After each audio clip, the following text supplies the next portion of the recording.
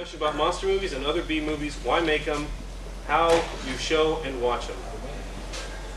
I think it's kind of an awkward topic because we were just talking about B movies. You know, Lost World and Men in Black, all these things are what traditionally were B movies. They just happen to cost $100 million. I think what we're talking about is cheap independent movies. Yes. Well, you know, I'll tell you, a few years ago, somebody came up to you and said the biggest money-making film of all time would be about these people like trapped on this island and dinosaurs were chasing them. They'd have thrown you out of their office. People would have laughed at you a few years ago if you'd have gone in and told them that that was going to happen. So I would think that just about anything can still and will happen. Look at Mars Attacks. Well, don't look at it. I mean, who would have thought the bubblegum card set that would inspire, I don't know, would anybody see that movie? Yeah. Was it any good? It started out real good, but just kind of faded out. I think if they would have stuck with the cards more, which is what I was expecting. I want to see like a little dog with the flesh blasted off his bones. They did blast a dog. Oh, like that. I think the problem with Mars Attacks is that Tim Burton is too happy now that he has a girlfriend. When he was an angst-ridden junkie, his stuff had heart. You know, that's the poignancy of his movies are what are so wonderful. Mars Attacks has all the imagination, all the brilliant imagery, but the only scene that seems to have any of the old Tim Burton is the one with his girlfriend walking into the White House. Yeah. You know, I think he's just too happy. When he breaks up with her, it'll be okay. So overall, you think it'd be worth renting on Laser? Oh yeah. Yeah. So I love those renting, cards. not buying. You know, I never saw those cards as a pack. When I was a kid, they were one card. It was one card wrapped up with a stick of gum, and they sold them by the bag. So for Halloween, we throw them right in the kid's bag, and we started opening them, our candy one night. Oh, I even hate to tell you what year that might have been. But there were these cards in there, and they were incredible. That guy poking the thing in the eye and the goofy junk like pouring on him, that was fabulous. That was just outrageous. And there was horrors of the Civil War, which were just as good. Got a Yankee, gooey stuff falling all over your man. It was just the same insert Yankee where a giant bug was, you know. Well, you are in the South, and so those two are synonymous. Here's that belt buckle, folks. My southern belt buckle on. And we were talking a minute ago about the reviewers, and I remember us sitting in Roger Corman's office one day doing something, and somebody came in and they had a big placard for a movie called Dragoncon. It was like some kind of kung fu movie or whatever, and it said on there, it said best martial arts film of the year. It was like Black Belt, you know, Times or something, and Roger looked at it, he nodded his head, he said, is there such a magazine as the Black Belt Times? The guy said, no sir. He said, oh, okay, and then that guy left. So then another guy comes in and shows Roger like some video box cover or something, and Roger turns over and looks at it, and he said, you know, because we got a letter the other day from somebody who said that we were putting photos on the back of the boxes that weren't from the movies that were inside. He goes, is that true? It said, yes it is. He said, well, we'll have to be more careful about that in the future. And they would just do this. And this girl that we knew, she was on the poster. You see the poster of this movie, and it says, winner of the 1981 Black Belt Olympics. And we knew this girl, and we said, well, were you the winner of the 1981 Black Belt Olympics? She said, she goes, they gave me a 4-hour class in karate before they put me on the plane to the Philippines. They told me to practice in the aisle. It would make the trip go fast. And they do that all the time. Truth in advertising. I'm done. Where's my Zillow? Okay. Like Hammer, they would make that poster up first, and then the movie would come along later. And those Hammer posters were the worst. Some of them were. I mean, Dracula, they'd draw the fangs on his mouth. Big, long walrus tusks. And he was always clenching his fist like he was mad at someone. Maybe it was the American posters. The horror of Dracula, the American poster really sucked. You know? We didn't even like them enough to print them in color. Frankenstein Must Be Created one was that it was green. It was like one color, green. Oh, they're trying to save as much money as possible, so how cheap can we do this? Well, we just came back from a Hammer convention last week. I'm sick of Hammer. Okay. I was sick of it before I went. Now I'm really sick of Hammer. Well, Roger Corman did the same thing. Come up with a poster or a title, and then let's We do that over at Royal Oaks. We do that all the time. They'll come up with some kind of silly, nonsensical title. They'll make up a flyer. They'll put anybody's name on it. I mean, you know, people will kind of come over and they'll say, "Gee, Fred, didn't you direct this?" And yeah, but it says this other guy's name on it. I said, "Well, that guy doesn't even exist." Sometimes, if I didn't really want to do the film, I'll actually use the name of the phony person they put on there as the director. I mean, I'll leave it. That way the flyer matches the movie. Just leave whoever's name they put on it. They come up with these things, and they called me one night and they said, "Fred, we want to make a movie about a kid and a talking donkey." And it was called Nay's the Word, or something like that. And I said, "You should call it Donkey Talk." And there was just like a silence. They said, "Can we have that title?" I said, "It's yours." I went down a week or so ago, here's the chart. There's a chart up there, just like PRC, a monogram. And there it is, Donkey Talk.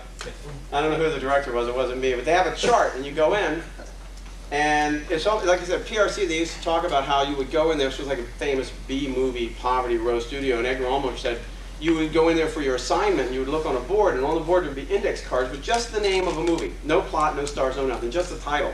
And you'd go in there, and, well, you'd pick one that looked pretty good to you, and then take it in, get your contract, and you would direct a movie with that title. Well, it's almost the same where we're working now, because you go in, there's this big chart, and there's these lines across there, and it'll say the name of the movie, who the star is, who the line producer is, who the director and the writer, who the domestic partner is, and what the due date is. Like I called in for a meeting. I just finished a movie with Don the Dragon Wilson and Barbara Steele. And it's a X-Files martial arts picture, if you can imagine such a thing. Barbara Steele is the villain. And they said they wanted to see me, and I thought it was about these, I was supposed to do kids films for the rest of the year. And I don't mind them, but they pay less, and you know, I hate kids. That's the downside. So I go in, and I'm sitting there, and I'm kind of waiting in this guy's office, and I kind of look over, and I see the big stupid board. And I'm looking and seeing who all the other guys are. So it's like a factory over there. I'm looking to see Worth Keeter's doing a picture, a couple there. And I'm going down the line, and I see a movie called Countermeasures. And I look over and I see my name next to it. Now I'm not contracted for that. And I look over and see Michael Dudikoff, and I see August 4th start date. And I thought, well, that's very funny. So I figured that must be what the meeting was about. So they came in, and in this meeting, after I'd already seen the board, they came and offered me the movie.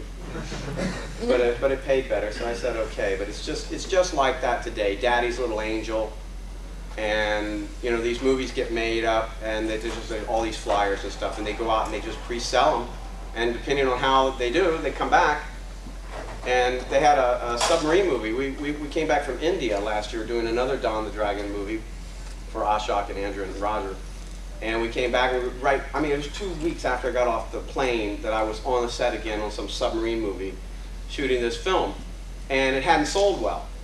They put their money into this guy they hired, and the movie didn't sell well. So they said, look, we don't want to make a good movie anymore, just get it done. We'd drop this thing if it wasn't for some of the contracts we have with people we've got relationships with. We don't want to spend any money, just get in there and get it out.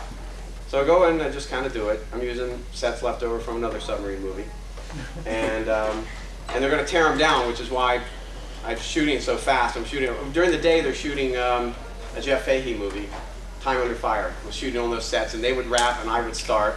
I'd go through the night, then Jeff Fahey, and then we'd come in the next morning and start again. So we're filming 24 hours a day on these sets, and we make the movie. Well, of course, it's awful. It's just dreadful.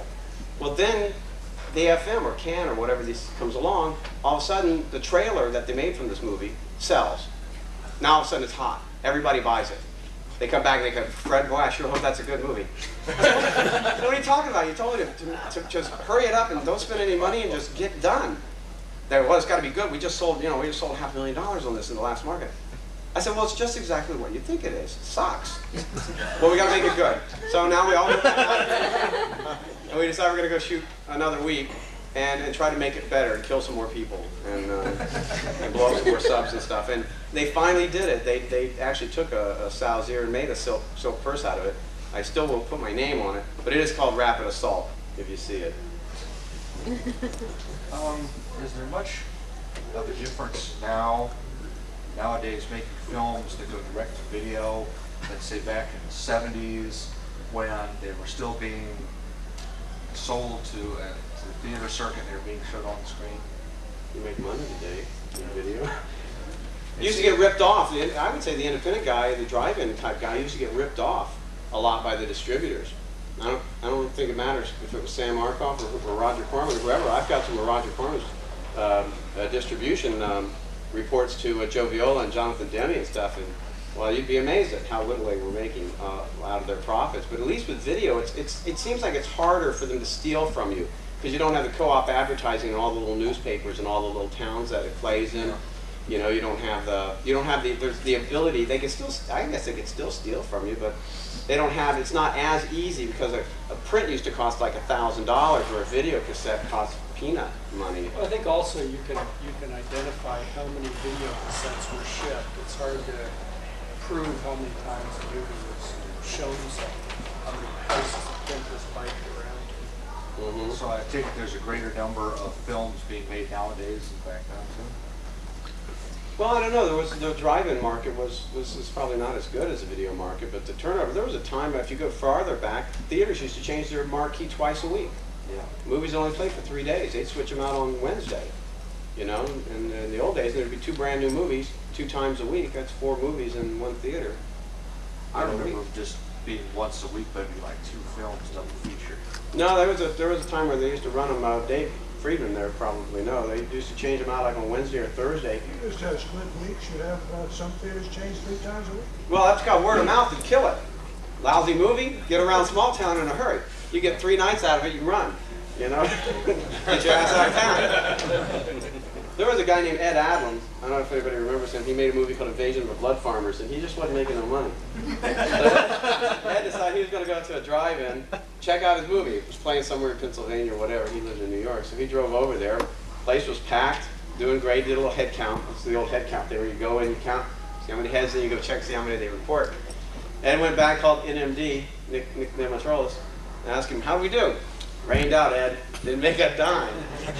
And the place was packed. Because there was nothing you can do back then. But now you have a better chance of getting. Also advances. Roger Corman, people like that used to give you $5,000 advances and stuff on theatrical films for drive-ins and stuff. Now, or it used to be, there was a heyday. For a while there was video, you could get some tremendous advances. Trimark, Brian does a lot of work, but they used to give us twice as much up front as we spent making the picture. We never got any more money out of them, but we were happy, you know, to just walk away. You take a movie like Bad Girls from Mars and somebody offers you twice as much money for it as you spent. You just take the check and say, "Sayonara, suckers." You know, and keep on moving. I just love some of these titles, Bad Girls from Mars. Well, there was a time when those titles, we made, I think, probably the ultimate one, Hollywood Chainsaw Hookers. We're still making money on that thing. That thing won't go away. We wish it would, but it won't. But it's still making. It just came out with a letterboxed laser with the commentary, the special edition, and I'll tell you, DVD's right around the corner for that title. Well, I saw that at Dragoncon a couple of years ago, and I was thinking, oh my God, no. But watch it. It's pretty funny.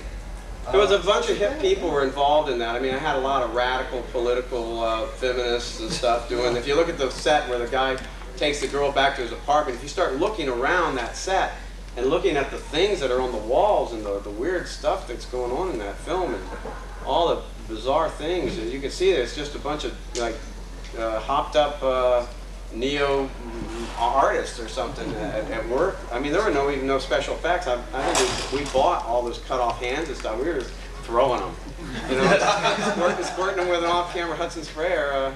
You know, just let her rip. But there was a time when those kind of weird titles sold and made some money, and then people would come up and try to do you one better.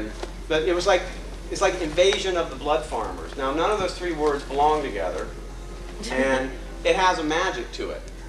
You know what I'm saying? That has a magic to it where somebody made one called Sorority Girls and the Creature from Hell. I mean, you can't hardly think it, let alone say it. And of course, it would just go down the tubes. You have to look at these stupid titles. And nowadays, that doesn't make it anymore. There's no market for those goofball titled movies. At least I don't think there is. It depends if you put a warning label on it.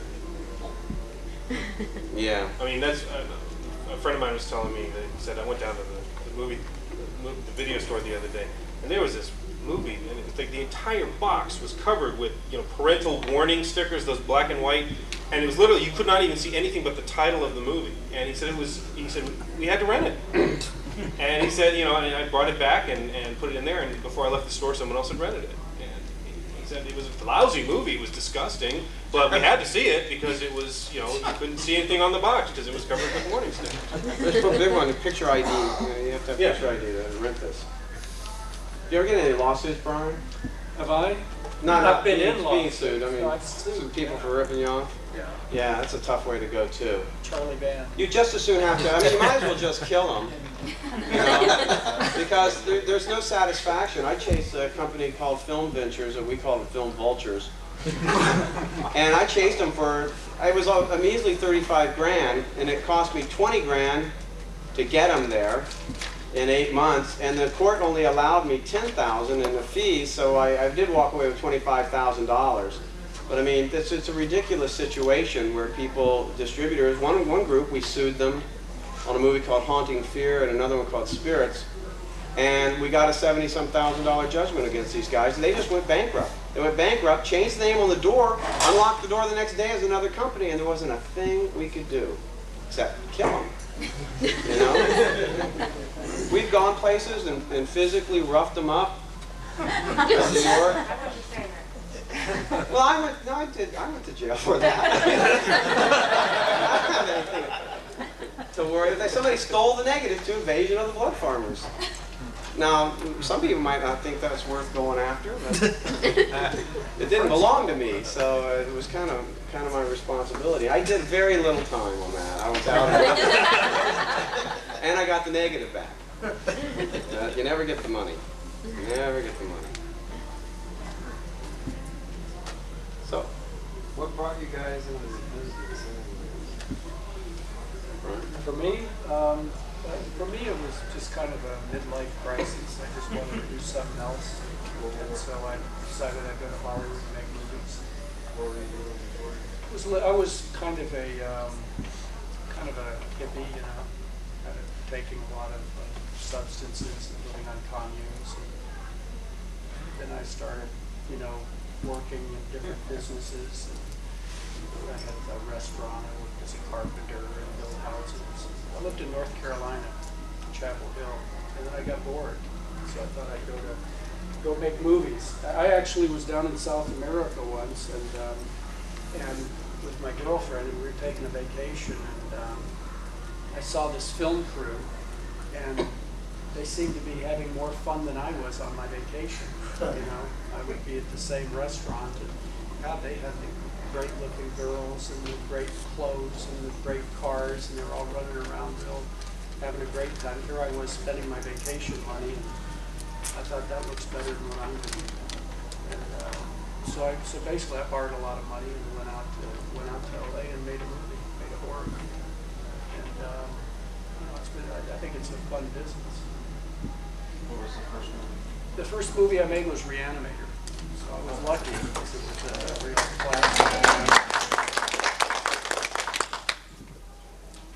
Are you and Stuart Gordon planning to do any more of the H.P. Lovecraft stories like that? I haven't done, you know, it's funny, I work with Stuart a lot, you know, but we haven't quite, we haven't done another, have we done another Lovecraft thing?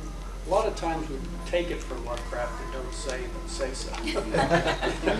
But actually lately he's written a couple things for me. He's like a dentist. Lovecraft?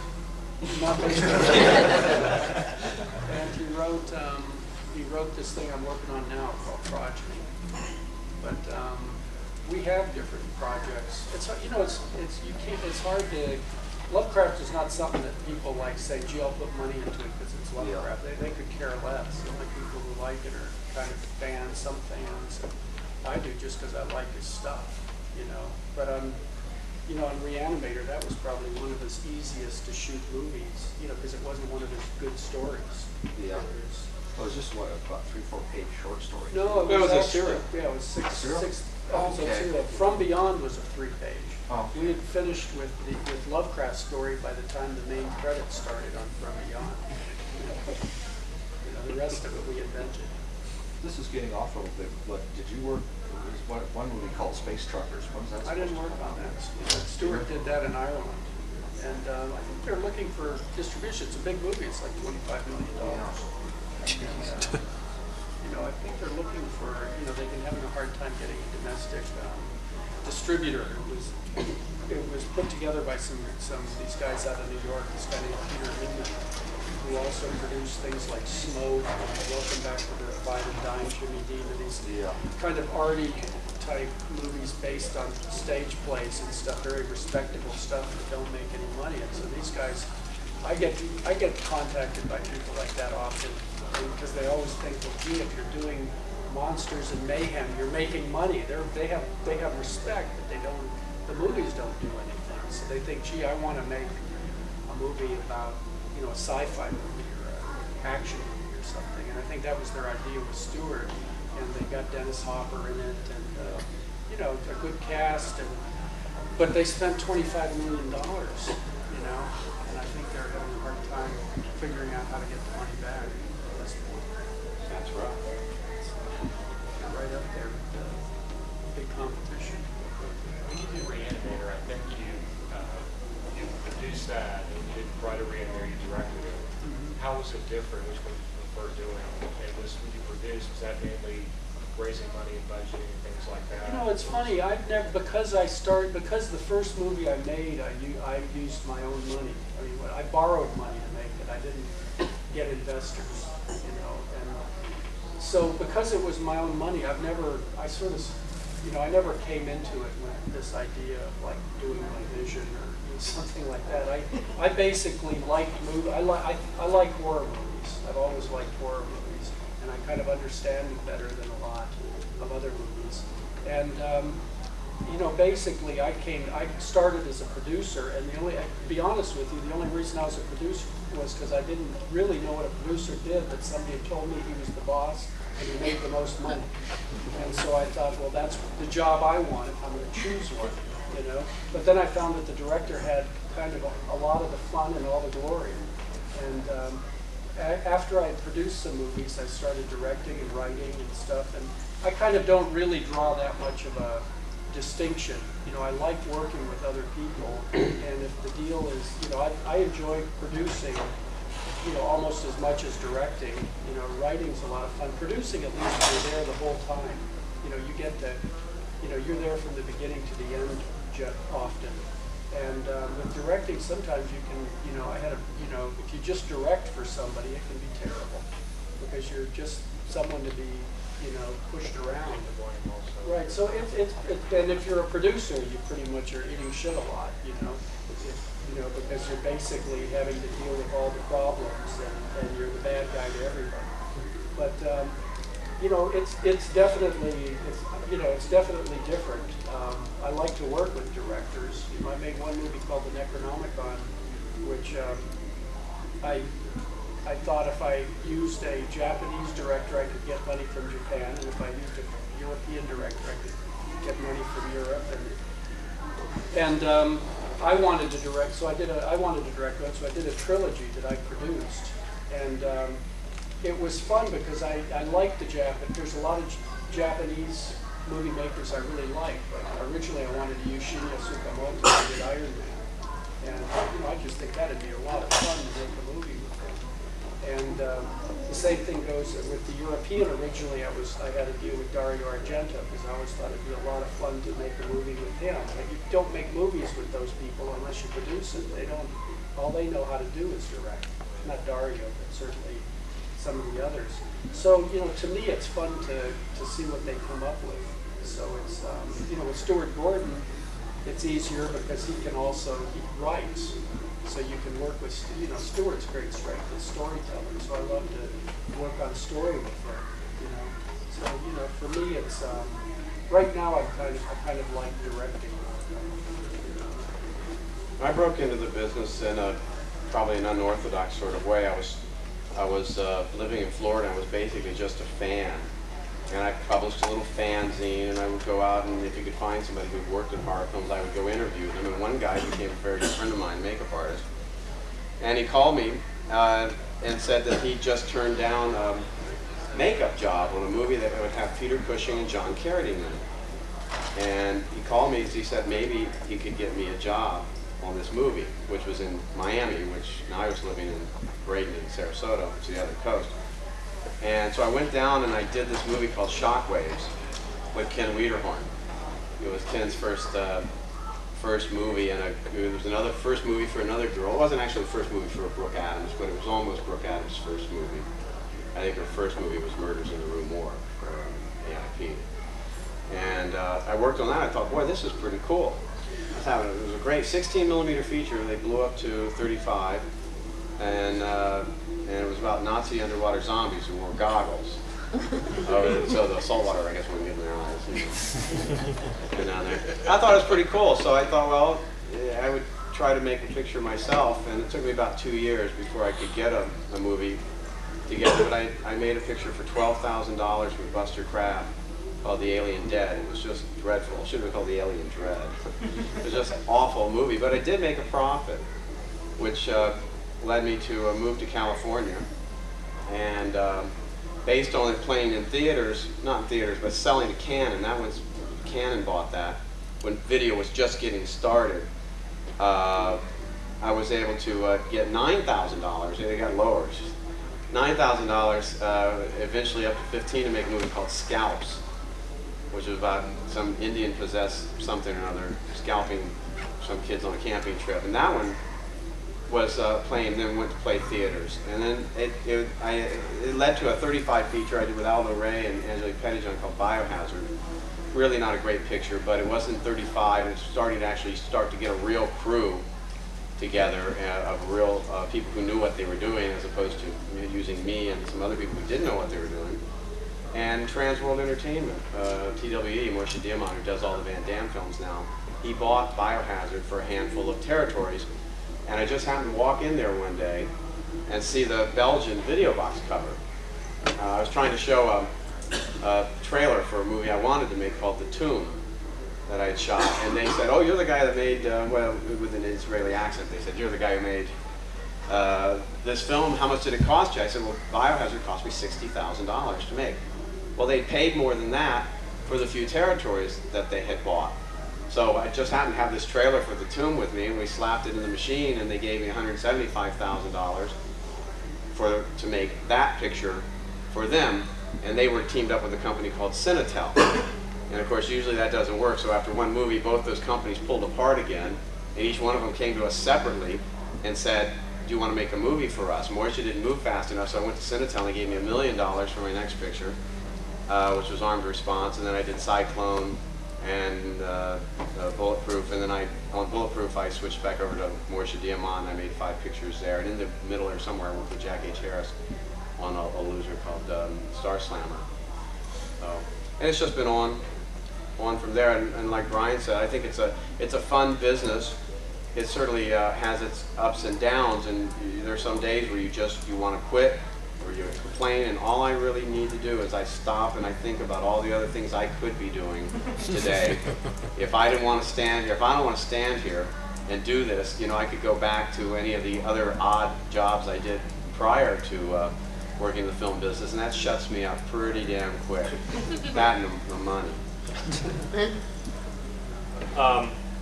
I worked on a hosted horror show in Tallahassee, Florida called Tales from 6 Feet Under. It was hosted by Ben Armstrong. His character is Dr. Specula, who, if you go to, he couldn't make it because they're finishing putting together Netherworld, which is it's a mini version of the haunted house that they'll be running this Halloween here in Atlanta. So that's from 9 to 2 tonight and tomorrow. You can get a sneak preview of that. We were on the other end of it. We were basically showing the B movies opposite Saturday Night Live, and it was a hosted horror show situation, and I was one of there's a crew, we have 4 of us basically, who wrote it, directed it, acted it, edited it, put the whole thing together, and then showed it once a week. We lasted for about 3 years, ended up getting an Emmy nomination, a local Emmy nomination for one of our Halloween specials, and of course I wanted to start saying the Emmy Award losing Tales from 6 Feet Under, and that got rejected.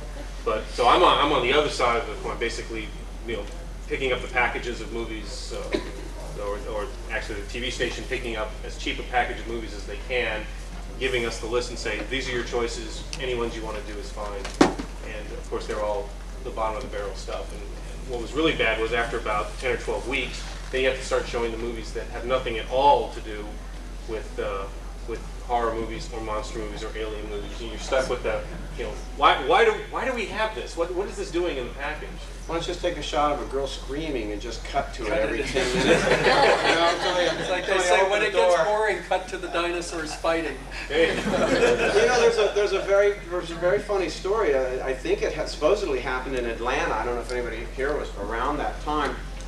They put a movie out called Screamers, and it was a rather tame children's film from Italy that Roger Corman bought, and he was trying to turn it into another sort of Humanoids from the Deep. And Jim Wynorski, who was in charge of the ad campaign at that time, put out, he went onto the Galaxy of Terror. They were shooting Galaxy of Terror. He went on the set of the spaceship on a weekend with a silent camera, and he shot an arm or something coming out of some goo in some kind of a vat. And he made a trailer, and it said in the trailer that you would see a man turned inside out. And well, apparently there was nothing like that in the film. Absolutely nothing like it. When it got to Atlanta or one of the towns in Georgia or something, there was like a riot at the drive-in where people were throwing stuff and tearing the speakers off and heaving them. And Roger, I guess, was out of town. He called some other country or whatever. He called Jim at 2 a.m. in the morning. He said, as he always does, he never loses his temper. He says, Jim, he goes, did you put an ad campaign out that said that you would see a man turned inside out? So Jim said, yes, I did, Roger. And Roger was, well, is there a man being turned inside out? No. He was, well, we're going to have to do something about this. So they took that footage from Galaxy of Terror. Now this movie is a Victorian film. It takes place in the late 1800s. Everyone's wearing the old stiff collars. And they take this sequence that Jim had shot on the Galaxy of Terror spaceship set, and they ran off a bunch of 35 prints of it. No soundtrack, just brrr when it runs up the screen. They sent these to all the different theaters that had the print of Screamers and said, cut it in this reel at this point. So now you see this girl with a candle or whatever, and she goes and she opens the door and she looks in, and you cut to a Galaxy of Terror. And the hand comes up and the guy's screaming, or boom, she closes the door, looks like she didn't see a thing. And that's what you could do with a non-horror movie. Somebody opens the door, you cut in something else, they close the door and just keep on moving. That's what we ended up doing. Was we'd end up, it was a movie about, anyway, some of the people who worked on the show are here. I don't know if anyone that was Blowout or something. It's a car, guys driving around with a flat tire. It's like the high point of the movie. And so every time we would cut in with our, our breaks when we're going to go to a commercial or come back from a commercial, Dr. Specula was driving a car, which consisted of a seat that we took out of a minivan, unhooked it and set it down, and a piece of spooge tube that he put into a circle, and that was the steering wheel. And he was driving around, and he was basically picking up monsters. And so at that point, we were bringing out all of the the creature from the Black Lagoon monsters and the Frankenstein heads that we could never use because we couldn't afford those movies. And they were riding in the car with him. And so we were splicing that in at the end of the sequence or at the beginning of the next sequence. And then we go to commercial and come back. And that was the storyline. That was the only way we could kind of make it relevant to what we were doing or what we were trying to do. I think in the Psychotronic Encyclopedia Film, they've got a photograph of the poster for that movie, Screamers, where it says you'll see a man turn. There's a soundtrack album. I've seen that. Oh, boy. There's a soundtrack album for that damn thing. Do you ever see, well, see, there's no blood in it either, so they thought, well, we'll fix that. They get Cameron Mitchell and Jose Ferrer or whatever, and they took them out to, well, there's two caves in Los Angeles that look almost the same. The one at Leo Carrillo, which you see in Jack the Giant Killer, and it faces to the ocean like in Attack of the Crab Monsters. Then you go inside, it comes right out on the other side. But Bronson Cave looks almost the same. And so they went out there and they had this guy, Rob Bottin, build a suit that looked like the creature suit in there. And they've got this whole opening prologue that Miller Drake directed, where they go into this cave and this monster just tears them from limb to limb. Blood going everywhere. I wouldn't believe it. Now, after that, it's a children's movie. Until that girl opens that door. That scene with her opening the door only exists in the 35 prints that were out in the field. So it's not in the TV versions, it's not in the video versions, it's not in any other versions but the ones that were actually playing in the theaters.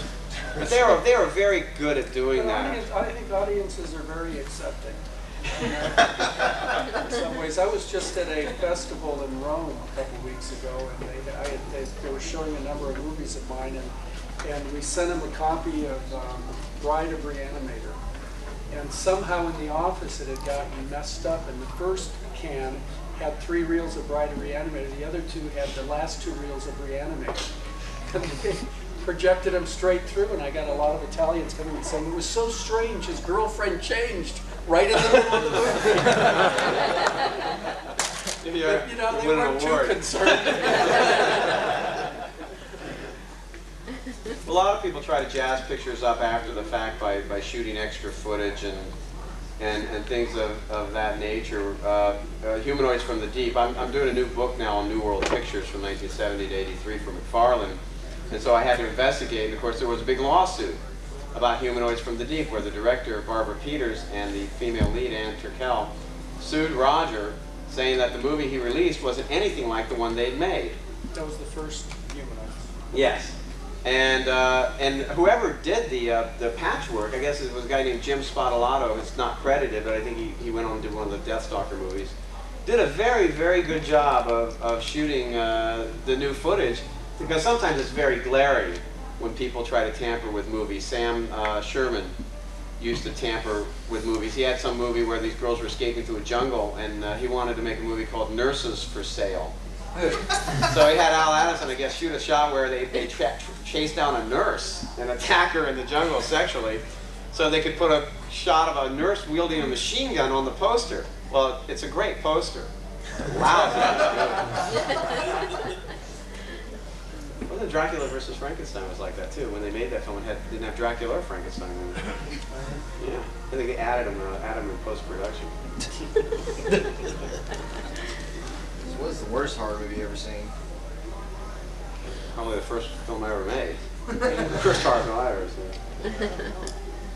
Modern, I don't really like modern horror films. A lot of them. I'm not really that keen on them. I did like Re-Animator. I thought that was actually something I'd never seen before. I mean, that was really fresh, and I like the first Evil Dead movie a lot. It's one of those movies where you just can't wait to make somebody who doesn't like horror films sit through it. It's like the old bit where you come home, you find your girlfriend watching that old black and white Night of the Living Dead. She's bored. Now she won't go downstairs, answer the phone. She won't go anywhere. They won't leave the room. They won't go upstairs. They won't go to the kitchen. They won't go out in the backyard. And you know, it's hard to say about bad movies, because if they're really, really bad, they're entertaining. It's boring movies, I think, that are the culprits. And they're hard to even identify. It's hard to who sits through them. Well, there are people who like boring movies. I mean, the art house, the circuit is thriving. I was going to say the Blow Up movie, if it was made today, would be called Blowing Out. Brad, in your book you mentioned you were called in on to fix a movie called Millennium Countdown. Yes. Whatever happened to that film? Well, I didn't fix it enough, I guess. It had Betsy Russell and Vince Van Patten in it, and there's a start. It was so bizarre. I mean, the guy who made it was just, he was from some other planet or something. I mean, it was these college kids, and they were fighting druids at Stonehenge, and the Loch Ness Monster showed up, and somewhere in between there was an earthquake. And Tiny Ron, that guy who was in the Rocketeer, this giant guy, was the druid. And he'd forgotten to shoot. He didn't shoot any TNA, and the fight with the giant druid at Stonehenge at the end was not very good. So I mean, we rebuilt Stonehenge in the front yard of the house where we were shooting some other picture, and I tried to shoot the angles around it, which it worked great because they'd shot it at Bronson initially. They changed the title to Camp Fear, and they didn't have. I was shooting another movie at the same time, and we shot a sorority house scene with, and Michelle Bauer, who you may know, was in there, and Betsy Russell and Vince Van Patten, who were married, wouldn't do any type of a little love scene. So they said, "We want you to shoot something of those two." So one of my gaffers volunteered to be the body double for Vince, and Michelle Bauer said she'll be Betsy Russell because they weren't on the shoot that I was on, and we filmed them in some high grass out there. I always wondered what they would think if they ever saw that. It was Ted Tunney, Ted Tunney, Senator Kennedy's nephew or godson. But we finished it. I have a copy of it, and it's just god awful. I don't know, they changed it to Camp Fear, and then they called it H.P. Lovecraft's The Howling or Howler for a little while. It was called that. Nothing seemed to help. Can't imagine. $400,000 movie. I always said people come up and spend $500,000 and they come and ask you to shoot a day or two and fix it for them. I always tell them you should have come to me before you started.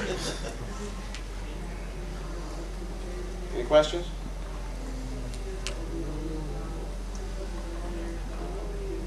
One thing I've always wondered, is there actually any such thing as the Academy of Fantasy, Science Fiction, and Horror Films? Yeah, there is. Oh, sure. Yeah, it's actually quite, as a matter of fact, it's the cheapest way to see a lot of movies if you can put up with the introductions to them. That's where I saw Evil Dead and Re-Animator before they were released. It's the private, not private club, but it's the brainchild of a guy who calls himself Dr. Donald Reed. And he, for $100, I think it is, you can get a year's membership. And they show 2 to 4 or 5 movies a weekend. And I mean, now their first run, they show everything the studios put out, often well before they come out.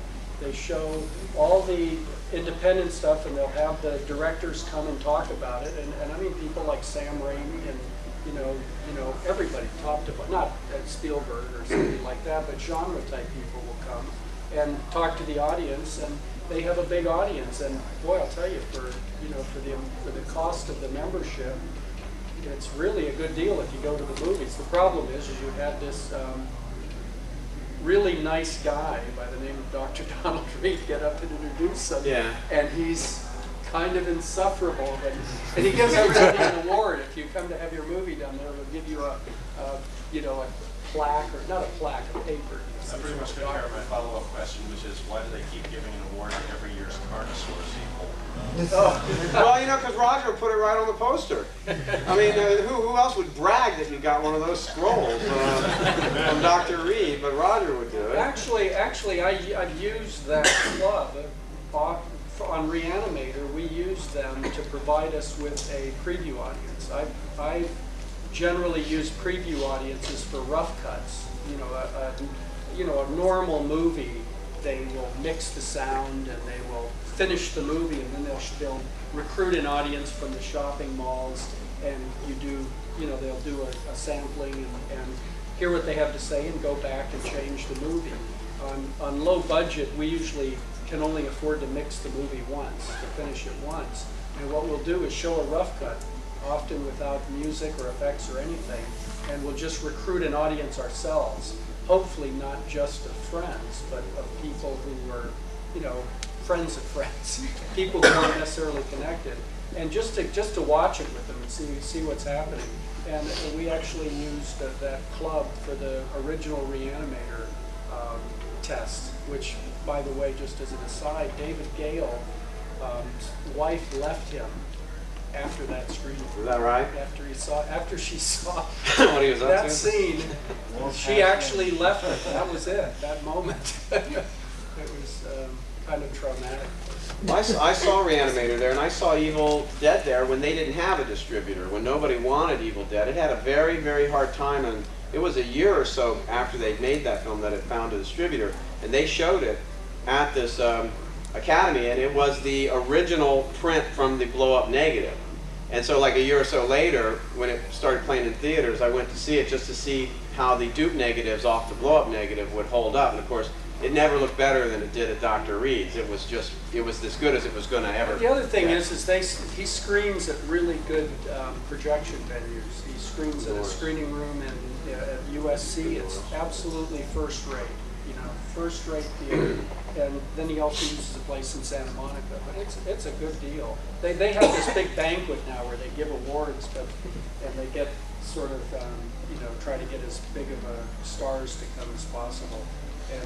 And for me, it's kind of it loses my interest, because what they've started doing is giving awards to all the same big movies that go to the Academy Awards and stuff. It doesn't, it's not to give an award to Lost World or to Jurassic Park.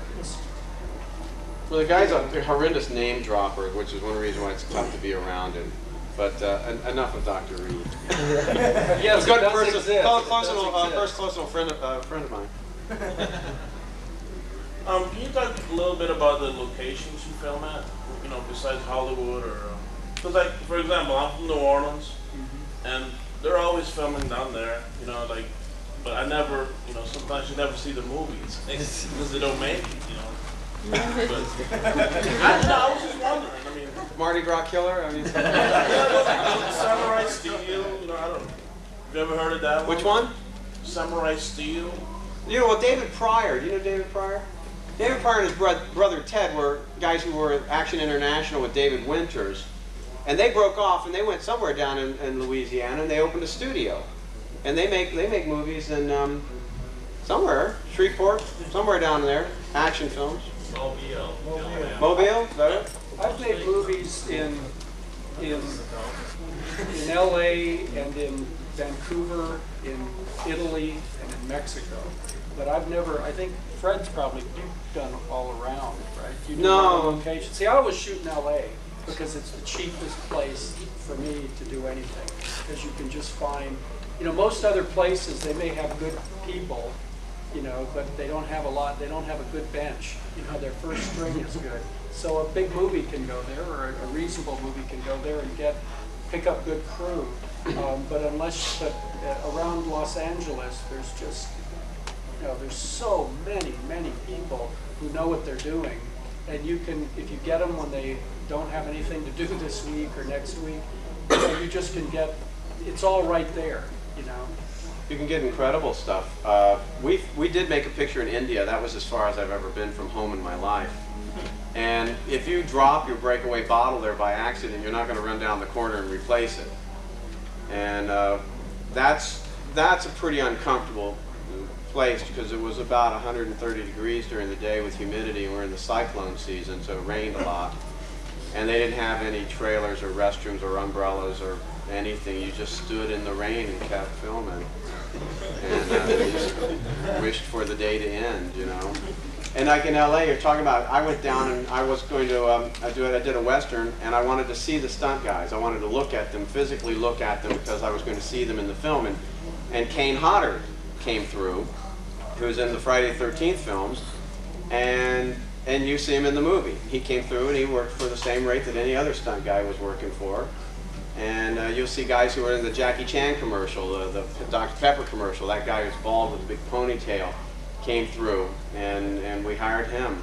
And you find out sometimes when you get outside of these venues, like Dragoncon or FanX or Chiller, people really are just working. They're just really working for a living. They don't go to LA and pose, and a lot of people are not posing around, and they're really just trying to stay working and keep busy and do a job. And as you say, on any given day, you'll hit an actor who's really tremendous, who's willing to work for what you want to pay, who maybe even had a TV series or started something before you, because you just don't know from day to day what people are up to.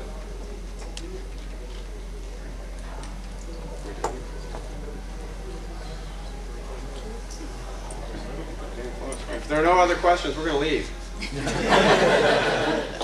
Thank you.